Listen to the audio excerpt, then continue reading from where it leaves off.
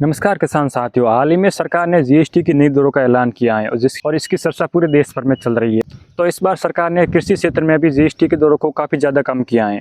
इन नई दरों की वजह से किसानों को ट्रैक्टर, उर्वरक और सिंचाई मशीनों से लेकर अन्य कृषि उपकरण काफ़ी सस्ती दरों पर उपलब्ध होंगे। तो चलिए बात करते हैं कि आखिर इन नई दरों से किसानों को कितना फायदा होने वाला है और जीएसटी की इस नई दरों की वजह से आपको कौन कौन से उत्पाद सस्ती दरों पर उपलब्ध होंगे। सबसे पहले बात करें ट्रैक्टर, थ्रेशर और अन्य मशीनरी उपकरणों की, तो जहाँ पहले किसानों को इन पर 12% जीएसटी देना पड़ता था, लेकिन अब इसे घटाकर 5% कर दिया गया है। यानी अब किसानों को ये उत्पाद 60% सस्ते दामों पर उपलब्ध होंगे।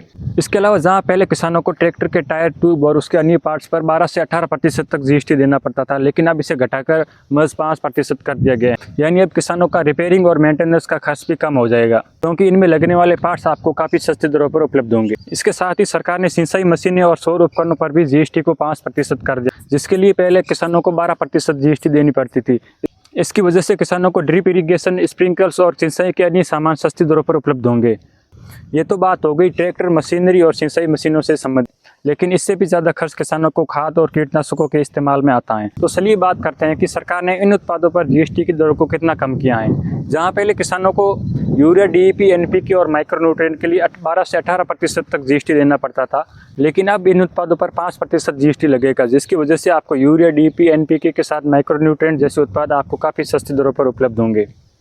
इसके साथ ही सरकार ने जैविक उत्पाद जैसे ट्राइकोडर्मा, सुडोमोनास, राइजोबियम जैसे उत्पादों पर भी जीएसटी को 12% से घटाकर 5% कर दिया गया है, जिसकी वजह से आपको ये उत्पाद अब 7% सस्ती दरों पर उपलब्ध होंगे। लेकिन सरकार ने रासायनिक कीटनाशक, फंगिसाइड और हर्बिसाइड की दरों में कोई बदलाव नहीं किया है, यानी किसानों को इन उत्पादों के लिए अब भी 18% जीएसटी देनी होगी।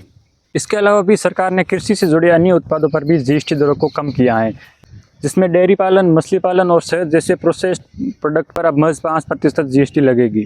इसके अलावा अब फल, सब्जी और अनाज पर किसी भी प्रकार की जीएसटी नहीं लगेगी। तो साथियों, ये थी कृषि क्षेत्र में लगने वाले जीएसटी की नई दरों की एक छोटी सी जानकारी। अगर आपको ये वीडियो अच्छा लगा हो तो वीडियो को लाइक और शेयर जरूर करें, और साथ ही ऐसी और जानकारी के लिए चैनल को सब्सक्राइब जरूर करें।